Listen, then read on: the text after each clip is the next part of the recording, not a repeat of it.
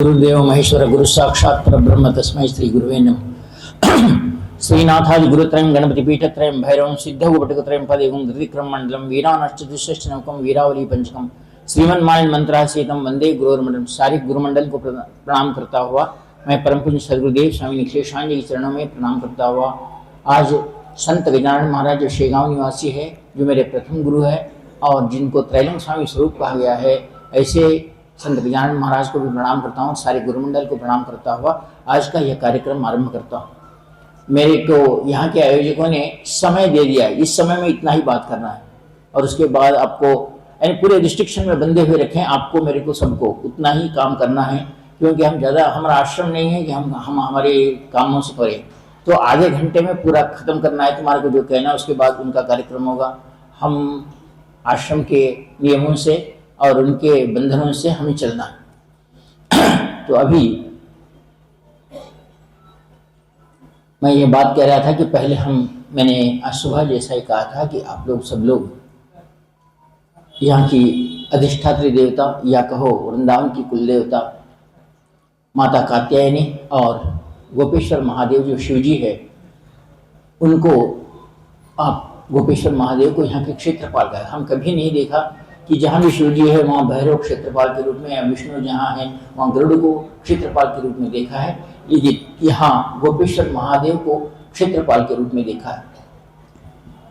संक्षिप्त में कहा जाए तो हमने रामावतार देखा है, कृष्णावतार देखा है, बाद में बुद्धावतार देखा। रामावतार में प्रभु श्री रामचंद्र जी एक पत्नव्रती थे और किसी स्त्री की तरफ नहीं देखते थे और अपना जितना भी कार्य था आप सभी लोगों के लिए उन्होंने जो वनवास अनुभव किया उसके बारे में बहुत कम लोग उस तत्व को जानते हैं कि रामचंद्र जी ने वनवास क्यों आरंभ किया, सीता जी ने निंदा क्यों सही और सीता जी अपने राम से दूर क्यों रही। इसके पीछे का तत्व यह है कि भगवान चाहते थे उस समय में स्त्रियों के ऊपर निंदा डालना, पुरुषों की आधिक्यता, पुरुषों की वीर गाथा बोलना, पुरुषों की गलतियों को छुपा के रखना और स्त्रियों की गलतियों को बोलना, इस निंदा से सभी पीड़ित थे। तो माता भगवान विष्णु से माता ने प्रार्थना किया, प्रभु इसके लिए स्त्री अनावश्यक रूप से निंदित होती है, उसको कुछ बाहर नहीं, स्वतंत्रता भी नहीं है और निंदित होती है। उसकी निंदा का और उसके शाप का कारण पति के वजह से शापित होती है या सास ससुर की वजह से या और समाज की वजह से स्त्रियों को ही पतित कहा गया है और पुरुष पुण्यवान बन के चलता है। फिर ऐसे ही इस पापों से कैसे हम दूरी बनाएं, इस पापों से स्त्रियों को मुक्त कैसा करें। तो माता लक्ष्मी को कहा, रामचंद्र जी कहते हैं क्या तू तैयार है, मैं जिस तपस्या में जाने वाला हूँ तुम मेरे साथ तपस्या में साथ दोगी और उस सीता के तुम उस पापों के स्त्रियों के उस पाप को तू ही निवारण कर सकती है। तब माता लक्ष्मी ने अंश के रूप में आए कहा मैं इस बारे में तैयार हूँ और उन्होंने सीता का रूप धारण किया। और आप तो जानते हैं सीता माता को किस प्रकार निंदित किया गया, किस प्रकार की निंदा उनके पर जो कलमी के अग्नि प्रवेश करने के बाद भी उनके ऊपर निंदा सहन करनी पड़ी और वे गर्भवती रहते समय भी वनवास को उन्होंने अनुभव किया।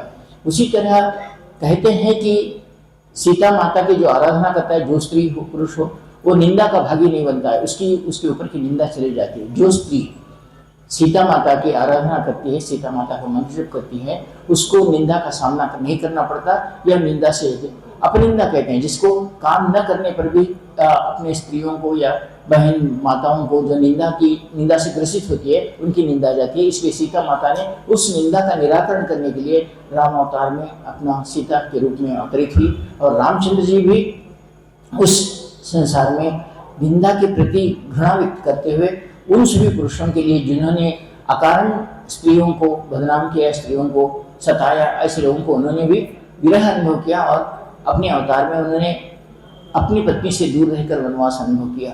ये सारी चीज़ें जो है वो राम और सीता रामायण के अवतार के इसका वो तत्व है जो प्रजा लोक कल्याणार्थ सीता रामचंद्र जी लक्ष्मण आदि ने अनुभव किया। लेकिन उसके बाद ये हुआ, रामचंद्र जी तो बहुत सुंदर थे, उनकी सुंदरता का बयान नहीं कर सकते थे, उतने सुंदर थे। अब जो स्त्री भी उन्हें देखती थी उनकी इच्छा होती थी कि रामचंद्र जी अगर मेरे पति होते तो ठीक था। बहुत सारे लोग ऐसे हुए कि रामचंद्र जी को अपने पत्नी रूप में रामचंद्र जी को अपने पति के रूप में करने के लिए बहुत वो तड़पती रही।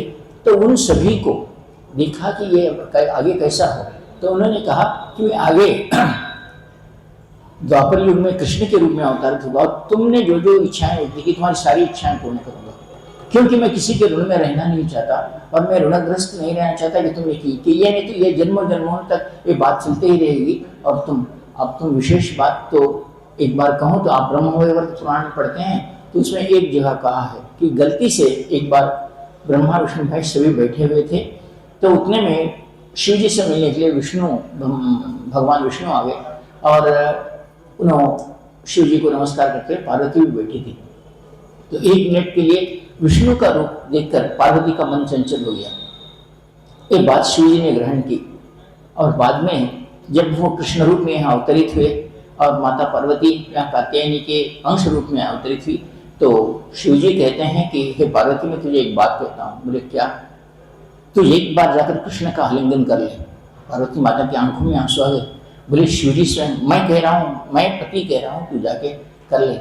तो उन्होंने कारण बिना पूछे उनकी आंखों में आंसू आ गए। बोले कि प्रभु ऐसा क्यों कर रहे हैं, मेरे में क्या त्रुटि हो गई? तो बोले तो एक बार विष्णु आए थे और तेरे मन में इच्छा उत्पन्न हुई थी, तू इस ऋण में हमेशा के लिए रह जाएगी, तो इस ऋण से मुक्त हो जा। तब भगवान विष्णु वहीं खड़े हुए कहते हैं प्रभु शिव जी आपकी लीला आप जाने, अगर हरिहर में भेद है तो आप ये काम करवाओ, अगर हरिहर में भेद नहीं है तो लंग पार्वती आपका ही आलिंगन करेगी। ये बात हमने कहकर इस प्रकार सारे ऋणों से पापों से मुक्त होने के लिए यह वृंदावन नगरी और यहाँ की स्त्री रूप में या कृष्ण रूप में भगवान अवतरित हुए और उन्होंने सारे पापों का क्षय करने के लिए कहा। तब भगवान शिव जी कहते हैं कि मैं यहाँ क्षेत्रपाल बनकर उसका साक्षी बनूंगा जो गत जन्म में कुछ भी पाप करते हुए अपने माता पिता से, अपने गुरु से, अपने अपने लोगों से, ऋषि से, किसी देवता से शापग्रस्त हो गए हैं। वो शापग्रस्त लोग अगर वृंदावन में आते हैं और अपने गुरुमुख से मंत्र लेकर मेरी कात्यायनी का दर्शन करते हैं और कात्यायनी के मंत्र का पाठ, केवल मंत्र हो या उसका स्तोत्र हो 16 बार भी पाठ करते हैं तो मैं उन्हें गत जन्म के उन पापों से मुक्त कर देता हूँ। चाहे वो गुरु शिष्य का संबंध हो, चाहे पति पत्नी का संबंध हो, चाहे देवता भक्त का संबंध हो, गुरु शिष्य का संबंध हो, जिन्होंने गलती से भी अपने गुरु को, अपने देवता को, अपने महान लोगों को कुछ भी करते हुए शापग्रस्त हो गए हो, तो वो तब भगवान गोपेश्वर महादेव कहते कि हे कात्यायनी तेरे पास आकर इस वृंदावन में गुरु के साथ आकर जो दर्शन करता है और तेरा मंत्र यहाँ जप करता है तो उसको गत जन्म में किसी देवता, हम पूजन करते समय भी देवताओं की से गलतियां करते हैं, हमारी पूजा में गलतियां होती हैं। समझो गणेश जी को तुलसी नहीं चढ़ानी, चढ़ा देते हैं, विष्णु को ना बेलपत्र नहीं चढ़ाना है, चढ़ा देते हैं। ऐसी कोई गलतियां होकर उनके अप्रसन्न काल यानी उनकी कृपा नहीं प्राप्त होते है जो कार्य करते हैं, जिसके कारण देवता भी अपने ऊपर क्रोधित हो जाते हैं और हमें उसका पाप भोगना पड़ता है। ऐसे समय में मालूम होकर भी न मालूम होकर भी हमारे से गलतियां हो गई और उस कारण हमें दरिद्रता भोगनी पड़ी, या नौकरी हो, पति पत्नी का झगड़ा हो, बच्चे अपना काम ना सुनना हो, पत्नियों का सुख ना हो, पति को सुख ना हो, पति पत्नी छोड़ के जाना हो, ये सारी चीज़ें हमारे घर में दरिद्रता हो, लक्ष्मी हमारे से दूर जाना हो। हम कर्म तो बहुत करते हैं, हम देखते हैं एक सब्जी बेचने वाला, एक फल बेचने वाला सुबह से शाम तक काम करता है तो आज के ज़माने में ज़्यादा से ज़्यादा 500 रुपये कमाएगा। और एक आदमी केवल शेयर मार्केट करता है या कुछ व्यवसाय करता है, 1 घंटे में लाखों रुपए कमाता है। ये भाग्य क्या है? क्यों इनमें ये दूरी है? तो ये दूरी इसलिए है कि उसके भाग्य में जो श्राप हुआ था उसका सुबह से शाम तक मेहनत करने के बाद भी वो 500 रुपये नहीं कमाता, और जिसका भाग्य में हो कुछ काम नहीं करते हुए भी वो लाखों रुपए कमाता है। इसके पीछे का रहस्य क्या है? इसके पीछे जो हुआ है हम देखते हैं। हम सब कभी कभी बोलते हैं कि मैंने कुछ भी गलती नहीं की गुरुजी, और मेरी पत्नी को या मेरे उनको कैंसर का रोग हो गया या कुछ ऐसा रोग हो गया जो उससे बाहर ही नहीं थी। बहुत सारे लोगों को हम बहुत सारे अस्पतालों में वगैरह देखते हैं कि वो पड़े हुए हैं बेड पर, उनकी आंखों में आता है, वो रोज चाहते हैं कि मैं आज अगर मुझे मृत्यु प्राप्त होता अच्छा है इस ऐसे जीवन से भी। ऐसा क्यों होता है? क्यों ऐसे कौन से भयंकर रोग है जिससे पीड़ित होकर हमें पीड़ा अनुभव करनी पड़ती है?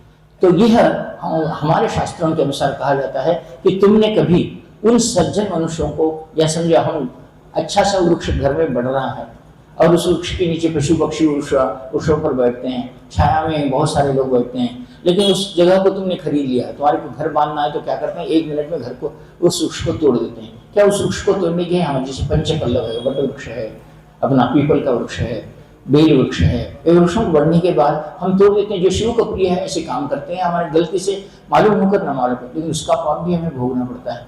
तो इन ऐसी चीजों के पापों के कारण हमें जो भोगना पड़ता है, जो अकारण हुए हैं और कारण से भी हुए होंगे, तो ऐसे पापों से मुक्त होने के लिए माता कात्यायनी शिव से वर मांगा था कि जो वृंदावन में आकर मेरे मंत्र की 16 माला करता है और अपने, तो मैं उसके पापों का निश्चय ही मैं दूर करूंगी। जैसे मेरे से गलती हो जाकर मैंने कृष्ण को केवल देखने मात्र से तुमने मुझे इतनी बड़ी बात कही थी, तो उस पापों से मुक्त होने के लिए मैं चाहती हूँ कि जो यहाँ आए और इस कात्यायनी मंत्र को करें, इस कात्यायनी की साधना को करें, वो उस पापों से मुक्त हो जाए। तो गोपेश्वर महादेव शिव जी के रूप में थे। उन्होंने कहा कि मैं साक्षी होता हूँ कि ये लोग तुम्हारे पास आए थे और इनकी शाप मुक्ति हो, और ये अपने गुरु शिष्य का संबंध, अपने देवता का भक्त संबंध हो, अपने श्रेष्ठता माता पिता का आदि संबंध हो, जिससे वो शापग्रस्त है और शाप से मुक्त हो जाए।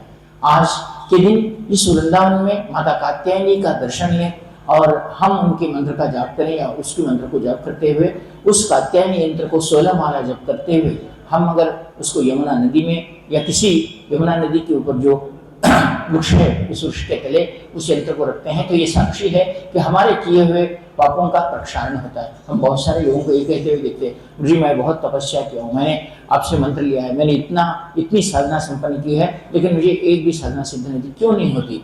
एक बार देखते हैं कि भक्ति भाव से छोटा बच्चा ध्रुव जैसा बालक भी विष्णु मंत्र से, एक योग्य गुरु ने, नारद महर्षि ने उनको, ध्रुव को हो, प्रहलाद को गर्भ में दीक्षा दी थी और वे संसार प्रसिद्ध हुए, जग प्रसिद्ध हुए। ऐसे गुरुओं की प्राप्ति होना, ऐसे गुरुओं से शापग्रस्त न होते हुए देवताओं को जीतना और देवताओं को बाध्य करना कि वो पृथ्वी पर आ जाए। देवताओं को बाध्य करने की, यानी आप देखते हैं वामन अवतार में, जब वामन अवतार लेकर बलि के पास गए थे तो कश्यप और अदिति माता दोनों ने वामन अवतार को देखा और मन में धारणा की और प्रार्थना की कि हे वामन, हम चाहते हैं कि आप हमें पुत्र रूप में प्राप्त हो, ऐसी इच्छा उन्होंने व्यक्त की थी। तो वामनावतार में उन्होंने कहा कि मैं तुम्हारी इच्छा जरूर पूर्ण करूंगा, अगले जन्म में तुम मेरे लिए तपस्या करो, मैं तुम्हारे को पुत्र रूप में प्राप्त होऊंगा। और वही वसुदेव देवकी हुए और देखा, आपको पता है वसुदेव देवकी ने कंस की वजह से उनको जेल अनुभव करना पड़ा और उसकी उन तपस्या के बाद भगवान श्री कृष्ण पैदा हुए।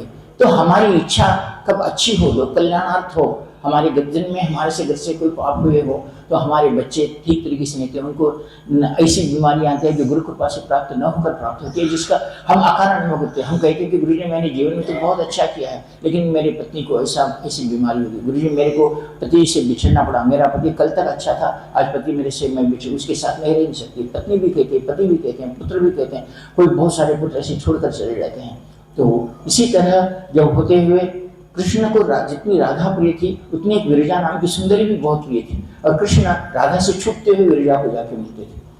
कृष्ण को यह देखकर कि एक बार विरजा के साथ कृष्ण अपने साथ रति के साथ बैठे हुए थे, तो सारी सखियों ने जाकर राधा को चढ़ा दिया, बोल दिया कि तेरा कृष्ण जाकर विरजा के साथ बैठा हो। अब राधा का क्रोध तो पारा चढ़ लिया, सीधा सीधा बोले चलो सब लोग हम लोग मिलकर जाएंगे और उसको देखेंगे, कृष्ण को तो आज मजा चखाती हूँ। सब लोग आए तो वहाँ द्वार पे सुदामा खड़े हुए थे, वो भी बहुत पार्षदों के साथ खड़े हुए थे। उन्होंने क्या, राधा आ रही थी, बोले अभी नहीं जाना, मेरे कृष्ण अपना तपस्या कर रहे हैं। क्या तपस्या कर रहे हैं, कौन सी तपस्या मुझे नहीं मालूम। अब राधा और कृष्ण का दोनों का झगड़ा शुरू हो गया, तो राधा ने सुदामा को श्राप दे दिया कि तू देवताओं का विरोध करता है तो तू अगले जन्म में असुर होकर पैदा हो जाए, सुरों का तू युद्धा करने तो असुर होकर पैदा हो जाए। तो तब सुदामा कहते हैं कि कृष्ण की आज्ञा से मैं यहाँ खड़ा हुआ था, फिर भी तूने मुझे श्राप दे दिया, यह अकारण श्राप है। मैं कृष्ण की बातें सुनकर मैं यहाँ खड़ा था तो अकारण मुझे श्राप दे दी है, तो मैं भी तुझे श्राप देता हूँ कि तू भी कृष्ण को छोड़कर विरह अनुभव करते हो तो दूसरे की पति बन जा, पत्नी बन जा।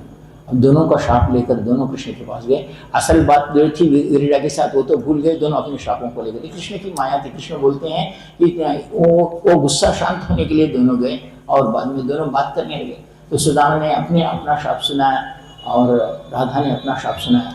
तो कृष्ण ने कहा ये तो तुम्हें अनुभव करना ही है, ये मेरी माया थी, और वो उनको भूल गए। वैसा मैंने कहा कि विरजा भी जो थी देखी कि राधा बहुत क्रोधित है, अब मुझे भी श्राप अनुभव करना होगा, तो वो सीधे सीधे एकदम पानी बन गई और जल बनकर बहने लगी। तो कृष्ण ने देखा कि विरजा कहाँ गई है, तो उन्होंने पूछा कि विरजा तुम कहाँ हो, वो नहीं दिखी। तब फिर विरजा की याद आते हैं, राधा ने कहा वो कहाँ है बताओ, तो मैं सुंदर हूँ या वो सुंदर है, आज उसके साथ तुम्हारा ये कोई ना कोई निर्णय हो जाए। तो कृष्ण कुछ भी नहीं बात करते, मौन से खड़े थे। तो राधा तो चुप रहने वाली नहीं, बोली मैंने तुम्हें देखा है, तुम फलाने शोभा के साथ गए, फलाने इसके साथ गए, सोए हुए थे, मैंने देखा है, पेड़ के पीछे खड़े रहकर मैं फलाने प्रभा के साथ इसके साथ, इतना सब कुछ सहने पर भी तुम मुझे छोड़कर उसके पास जाते हो, तुम क्या कम हो क्या, आज मैं तुम्हें छोड़कर जाती हूँ। तो कृष्ण हंसने लगे, ये तेरे बस की बात नहीं है, तुम मुझे छोड़कर नहीं जा सकती। तब राधा ने कहा, एक दो कदम आगे डाली और जब पीछे मुड़कर देखा तो कृष्ण नहीं थे।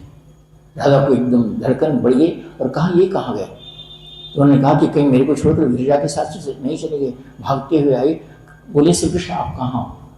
तो उसने कहा, मैं तेरे दिल में बैठा हूँ, देख तो एक बार झाँक कर तो देख। तो तू पलट के जब आई तो उसने देखा कि मेरी ये गलती है। तो तब वो जो गिरिजा थी जो जल में परिवर्तित हो गई थी, उसने कहा कि वो कहाँ है। तो बार बार वो कहती विरजा कहाँ है। तो विरजा आई और छुप कर कृष्ण के पीछे खड़े हो गई। तो उसने कहा कि तू आज जल जैसे है तो वैसे जल ही बन जा और तू कभी भी कृष्ण के पास मत आ। तो विरजा ने कृष्ण से कहा कि आप मेरे पीछे पड़े थे, मैं आपके पीछे पड़ी थी, ये तो बात बता दो, राधा को बताओ। तो राधा ने कहा, कृष्ण ने कहा, मेरे पीछे पड़ने की बात नहीं, तू गत जन्म में मेरे लिए तपस्या की थी और उस तपस्या को ऋण को निकालने के लिए मैं यहाँ आया हूँ और ऋण फेंट रहा था। तो उस ऋण के लिए तो मुझे ये ऋण करना ही है, तेरे साथ तो प्रेम करना ही है, तभी ऋण जाएगा, नहीं तो फिर कितने ही जन्म मुझे लेने पड़ेंगे तुझे तेरे साथ इस कार्य को करने के लिए। इसलिए मैं यह कार्य कर रहा हूँ, न तेरी गलती है न मेरी गलती है। राधा को समझा रहे थे। बाद में वही विरजा नदी बनकर बहरी और अमृतत्व को प्राप्त की। जैसे ही आजकल के हम देखते हैं कि राधा के उस मनस्तत्व को, यानी अपने प्रिय को कोई दूसरी औरत के साथ देखा जाए तो उसमें जो भावना होती है वो राधा यहाँ बताती हुई बता। तो तब कात्यायनी के मंदिर में कृष्ण और राधा दोनों गए और कहा कि इस बात का तुम मुझे एक आनंददायक एक वरदान दो कि मैं अब ऐसा कभी नहीं करूँगी कि कृष्ण के कार्यों में मैं कभी अड़ी नहीं आऊँगी, और आप कहो कि मुझे इस मेरे ही कृष्ण हैं ऐसा मुझ में भावना दो और मैं इस बात को करूं। इसे ही सुदामा भी पीछे आए और कात्यायनी माता से पूछा कि हे माँ, मुझे ये वरदान दो कि कृष्ण मेरे ही है, इसका वरदान मुझे भी प्रदान करो। तो कहा कि तुम दोनों भी भगवान शिव के कारण अगले जन्म में उद्धार तुम्हारा होगा और तुम कृष्ण को प्राप्त करोगे। ऐसा करते हुए उन्होंने कहा। तो इस वृंदावन की कात्यायनी माता का यह है कि अपने इस जन्म में अगले जन्म में हम किसी कारण इस जन्म में कुछ बाधाएं अनुभव कर रहे हैं, पति का वियोग हो, पुत्र का वियोग हो, या प्रेम का वियोग हो, विरह हो, या माता पिता से दूर होना हो, या अपने स्वजनों से दूर होना हो, ये कोई ना कोई किसी न किसी शाप से होता है, या कि गुरु से दूर होना हो ऐसे। और सिद्ध देवताओं से भी दूर होते हैं, हम देवताओं की आराधना करते हैं लेकिन देव प्रत्यक्ष नहीं होते, और हमारे आंखों में आंसू आ जाते हैं कि हमें देवता क्यों प्रत्यक्ष नहीं हुए। तो इस कारण अगर हम कात्यायनी का मंत्र करते हुए बात करते हैं कि हमारे पूर्व जन्म में इस जन्म में गुरु के प्रति या मेरे देवता के प्रति, ऋषि के प्रति, या किसी महान व्यक्ति के प्रति मेरा कोई दोष हो गया है, तो माँ उस दोष से मुझे निवारण करते हुए मुझे वो सुख और आनंद प्रदान कर जो राधा और कृष्ण में था, और जो कृष्ण भगवान सभी में थे। कृष्ण भगवान ने उन सभी को आखिर में कभी भी, चाहे मीरा हो, विरजा हो, इन सभी को भी अपने में विलीन कर दिया था। गंगा भी श्री कृष्ण से प्रेम करती थी, तो गंगा को भी राधा ने श्राप देने के लिए गई, तो गंगा भाग के खड़े हुई और गई, और राधा देख रही थी कि गंगा कहाँ मिलेगी। तो उसने देखा कि गंगा कहाँ मिलेगी, उन्होंने बहुत प्रयत्न किया, आखिर में उन्होंने ब्रह्मांड पूरा ढूंढा लेकिन गंगा मिलने से रही। तो कृष्ण को उन्होंने जाके पूछा, ये बताओ गंगा को कहाँ छुपाए हुए हो। कृष्ण हंसने लगे। तो कहा तुम बताओ, कहाँ भी हो गंगा को पूर्ण तरह से पी जाऊंगी, अब वो आएगी नहीं, मेरे में रहेगी, तुम्हारे पास आएगी नहीं। कृष्ण हंसे और उन्होंने कहा, तुम अगर ये मुझे वचन दो कि तुम गंगा को श्राप नहीं दोगी तो मैं बताऊंगा गंगा कहाँ है। अब राधा को तो लगा श्राप नहीं दूंगी तो बताएंगे, तो ऐसा कोई ब्रह्मांड तो मैं पूरा घूम के आई, मुझे कहीं नहीं मिली, तो ये है कहाँ। तो कहा ऐसी भी छुपने की कोई जगह है तो बताओ गंगा कहाँ है। तो बोली वो मेरे अंगूठे में बैठी हुई है। तो कृष्ण को उन्होंने कहा कि तेरे अंगूठे से कृष्ण गंगा को बाहर, इसलिए कहते हैं कि विष्णुपाद से उत्पन्न हुई गंगा। बाद में उसने जब कहा कि उस श्राप से तुझे मुक्त होना है और गंगा तेरे पीछे राधा श्राप न दे, तो वहाँ से आई और सीधा शिव की जटा में बंधित हो गई ताकि वो कभी उसका श्राप न दे सके, और वो पृथ्वी पर फिर जन्म महामुनि के कारण अपने पृथ्वी पर बहते। तो सारे श्रापों से विमुक्त होने के लिए हम वृंदावन में आते हैं अपने गुरु जी से मंत्र लेकर। अगर हम कात्यायनी माता का दर्शन करते हैं और उनको अपने से जो भी चढ़ावा हो, चूड़ियाँ, साड़ी वगैरह चात्यायनी को चढ़ाकर ये प्रार्थना करते हैं कि हमारे घर में मेरा विवाह नहीं हुआ, या विवाह हुआ तो देरी से हुआ, या पुत्र नहीं हुआ, पौत्र नहीं हुआ, या फिर कोई ऐसी हुई किसी कारणवश हमारे में ये दोष हमारे में है, या हम पति पत्नी का वियोग अनुभव करते हैं, पुत्र पुत्री हमारी बात नहीं सुनते हैं, तो उनको हमारे सिर्फ से जो भी हुआ अलंकार कात्यायनी माता को देकर, मैं जो आज विशेष मंत्र आपको कात्यायनी माता का दे रहा हूँ उसकी 16 माला जो जप करते हैं और माता कात्यायनी के यंत्र को माता कात्यायनी के मंदिर में चढ़ाकर उसको आकर यमुना नदी में या यमुना किनारे जो भी कृष्ण जहाँ विहार करते थे वो सुरक्षित में अगर वो दे देते हैं तो हमारे सारे पापों से हम मुक्त होकर हमारे अगले जीवन को हम प्रशस्त करते हैं। हम किसी भी तरह की शापग्रस्त जिंदगी न जीते हुए हमारे में जो कमियां हैं, जैसे हम सब लोग किसी न किसी बाधा से तो पीड़ित है ही है, या तो पैसों से, या तो दरिद्रता से, या वियोग से, कुछ भी है ऐसा वियोग अगले जन्म में प्राप्त है। तो इस जन्म में जो भी कात्यायनी माता के सामने प्राप्त होगी तुम्हारी इच्छा पूर्ण होगी कि मुझे ये जन्म में यह चाहिए, जो आप करके पूछती है वो तुम्हारी जरूर इच्छा पूर्ण करेगी, जो कात्यायनी माता से पूछते हैं और मंत्र करते हैं। इससे पहले कि मैं कात्यायनी माता का मंत्र दूँ, पहले गुरु दीक्षा देता हूँ। ये एक श्रेष्ठ स्थिति है, श्रेष्ठ स्थान है जहाँ गुरु मंत्र की दीक्षा लेना जरूरी है। मैं देता हूँ, आप सब लोग हाथ जोड़ो और मैं जैसा कहता हूँ वैसा करो। बोलो स्वामी श्री सच्चिदानंद सद्गुरु प्रियम श्री निखिलेश्वरानंद स्वामी मम सद्गुरुम गुरुर्ब्रह्मा गुरुर्विष्णु गुरुर्देवो महेश्वरः गुरु साक्षात् परब्रह्म तस्मै श्री गुरवे नमः। आपका बायां हाथ हृदय पर रखो, सीधा हाथ सर पर रखो, मैं मंत्र बोल रहा हूँ। बोलो ओम परम तत्वाय नारायणाय गुरुभ्यो नमः। ओम परम तत्वाय नारायणाय गुरुभ्यो नमः। ओम परम तत्वाय नारायणाय गुरुभ्यो नमः। ओम ह्रीं मम प्राण देह रोम प्रतिरोम चैतन्य जागृत ह्रीं ओम नमः। ओम गुरुदेवताय विद्महे परब्रह्माय धीमहि तन्नो सद्गुरु प्रचोदयात्। आप एक माला गुरु मंत्र जप कर लो या 11 बार बोल लो, मैं कात्यायनी मंत्र देता हूँ। प्रसन्न हो जाए, ऐसा नहीं होता। तपस्या बहुत कठिन होती है, लेकिन जिसको गुरु प्राप्त हो, जिसके पास गुरु हो और उस गुरु की श्रेष्ठता के साथ गुरु मंत्र के जप करे, गुरु पर विश्वास करे, गुरु के साथ रहे और अपनी गुरु जी मैं इतना जप किया हूँ, तुमने गुरु पर उपकार नहीं किया, तू तेरे जीवन भर गुरु मंत्र जप कर ले, गुरु जी तुझे अपने साथ अगले जन्म में किसी भी जन्म में तुझे छोड़कर नहीं जाएंगे, तेरा हाथ पकड़ कर रखेंगे और तुझे डूबने नहीं देंगे। इतनी बात जरूर याद रख ले। तेरे सारे कर्मों से धोकर तुझे तेरा उद्धार करेंगे। गुरु का मंत्र जप करना तो उपकार नहीं कर रहा है, गुरु का मंत्र जप करना तेरे सारे कर्मों को, पापित कर्मों को सभी को धो रहा है और धोते धोते वो तुझे ले जा रहे हैं उस तपस्या के मार्ग। तुझे कुछ नहीं कह रहे हैं। परम पूज्य सद्गुरु जी ने कहा था केवल मेरी गुरु मंत्र की 4 माला जप किया करो और अगर वर्ष में कभी एक बार होता है तो 1.25 लाख मंत्र जप करो, मैं तुम्हारा हाथ पकड़ कर चलाऊंगा इस जन्म में। और गुरु जी कहते थे कि 25 जन्मों से तुम मेरा हाथ छोड़कर भागते हो और मैं तुम्हें देखता हूँ। तुम्हें एक बात कहता हूँ, आज हमने देखा है हिरण्यकश्यप जैसा हुआ, इंद्रासन ले लिया, बहुत सारे भंडासुर आदि बहुत सारे रावण भी आपने देखा है कि ब्रह्मा की उपासना करते हुए उसने कैसे कैसे वर प्राप्त किए थे। कुंभकर्ण, अपने उनका बेटा मेघनाथ, इसको सभी को देखा है।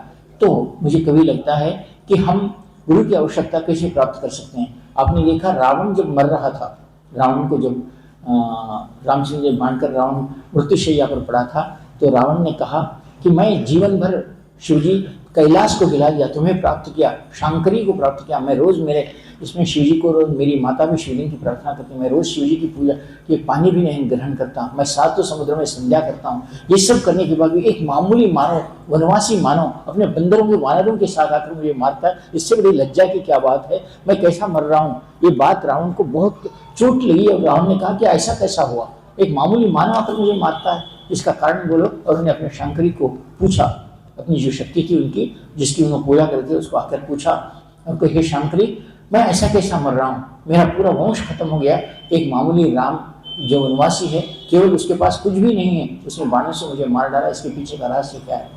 तो शांकरी कहते कि हे रावण, तूने जो साधना की है उसको मैंने सारे सुखों भोग दिए, तुझे सोने की लंका दी, लाखों स्त्रियों से तो अपना संसार किया, अच्छा सा पुत्र दिया, सब कुछ दिया, लेकिन इतनी बात याद रख, तेरा मरण इसलिए हुआ कि तुझे गुरु नहीं था, तो कभी किसी को गुरु नहीं माना।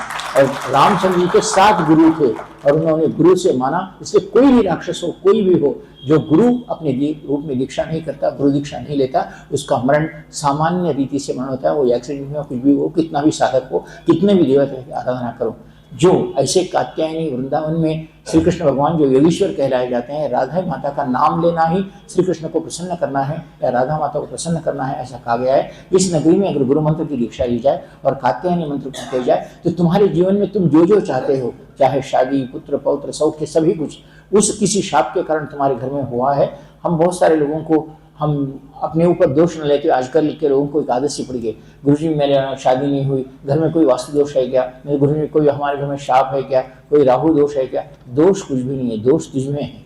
तू अगर आराधना सीख करता है, आराधना ठीक करता है, तेरे सारे दोषों का निराकरण हो सकता है। तू गुरु मंत्र जप कर ले और गुरु को प्रसन्न कर ले तो गुरु तेरे सारे दोषों का निवारण करता है।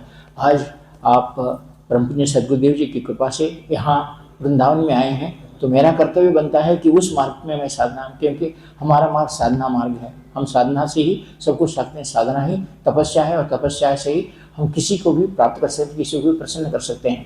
तो ऐसी मार्गदर्शन करने में मैंने कहा है कि कात्यायनी माता का दर्शन लेकर कात्यायनी यंत्र का 16 माला जप करता जो करता है और गुरु के समक्ष करता है, वो अपने सारी उन दोषों को जो अपने कारण या अकारण या इससे प्राप्त हुआ है और अपने जीवन में दुख अनुभव कर रहा है और उसको जो चाहे इच्छा पूर्ण नहीं हो रही, उस इच्छा पूर्ति के लिए, उन सारे दोषों से मुक्ति पाने के लिए इस मंत्र का जब 16 माला करना चाहिए। और उस यंत्र को या तो यमुना नदी में, नहीं तो यमुना किनारे जो वृक्ष हैं जो पशु पक्षी के रूप में जन्म लिए हैं, कहते हैं कि कृष्ण जब भी पैदा हुए उनके साथ सारे देवी देवता यहाँ वृंदावन आए और उनके यहाँ की धूलि को चैतन्य महाप्रभु भी महान समझकर इसमें लौट कर गए। ऐसे कितने भी सिद्ध महान पुरुष हैं जिन्हें यहाँ की मिट्टी को, जहाँ श्री कृष्ण ने गोपिकाओं के साथ रासलीला की, इसलिए उसको गोपी मिट्टी या गोपी चंदन कहा गया है, उसको हम लगा लेते हैं। ऐसे रासलीला प्रति कृष्ण भूमि में, राधा कृष्ण की इस भूमि में हम अगर माता कात्यायनी की जिसकी आराधना राधा जी ने भी की थी और कृष्ण जी ने भी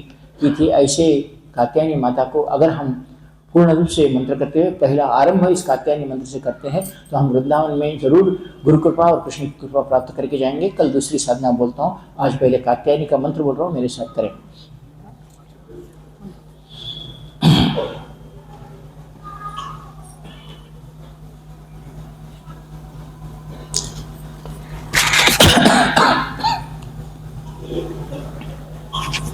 आपके पास जल नहीं होगा लेकिन फिर भी मेरे साथ विनियोग बोलो, मैं जैसा बोलता हूँ।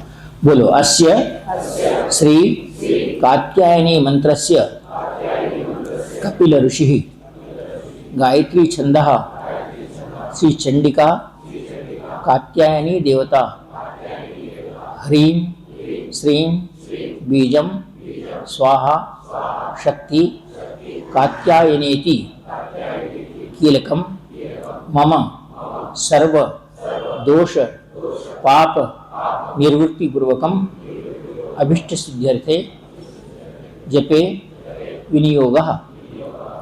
ध्यान बोलता हूँ, हाथ जोड़ो। सव्यपाद सभुजेन आलंकृतोर मृगाधिपाम वामपादाग्र दरित महिषासुर निर्भराम सुप्रसन्नाम सुवदनाम सावनेत्र त्रयान्विताम हार नुप्रकीर जटा मुकुट मंडिताम कात्यायनी भजे। कात्यायनी मैं तुम्हें प्रणाम करता हूँ कि मेरे सारे दोषों को इस जन्म में मैं जो दुख अनुभव कर रही हूँ या कर रहा हूँ वो जन्म अगले जन्म में न हो, मैं आनंद के साथ मेरे पूर्ण परिवार के साथ पूर्ण रूप से जीवन जी सकूं। जिसकी वजह से आज मैं जो कमी अनुभव करे वो कमी मेरे अगले जन्म में नहीं हो। आप साक्षी है, मैं तुम्हारा मंत्र यहाँ मेरे गुरु के समक्ष कात्यायनी मंत्र में कर रहा हूँ, ऐसा जीवन मेरा ना हो ऐसी प्रार्थना करो। मैं मंत्र बोल रहा हूँ, मेरे साथ 3 बार मंत्र बोलो। बोलो, ओम ह्रीं श्रीं कात्यायनी स्वाहा। ओम ह्रीं श्रीं कात्यायनी स्वाहा। ओम ह्रीं श्रीं कात्यायनी स्वाहा। इस मंत्र को आप, यंत्र है, माला है, ले लो, अगर है तो ले लेकर कात्यायनी यंत्र के ऊपर गंध पुष्पाक्ष चढ़ाकर आप अगर इस मंत्र की 16 माला करते हो ध्यान बोलकर, तो मैं तुम्हें दीक्षा देता हूँ कि कात्यायनी मंत्र की कृपा आपको प्राप्त हो। ऐसा ही आशीर्वाद देता हो आपको इस साधना को संपन्न करने के लिए बोलता हूँ। यहाँ के आयोजकों ने 8:30 का समय दिया है, 9 बजे हम ये खाली करना है। अब आप इसके ऊपर से आराम का आप साधना कर लो। बाकी अब मैं उनके हाथ में हूँ, जैसा करेंगे वैसा। नचाने वाले यहाँ की गोपी है और हम नाचते हैं। अब आगे की बात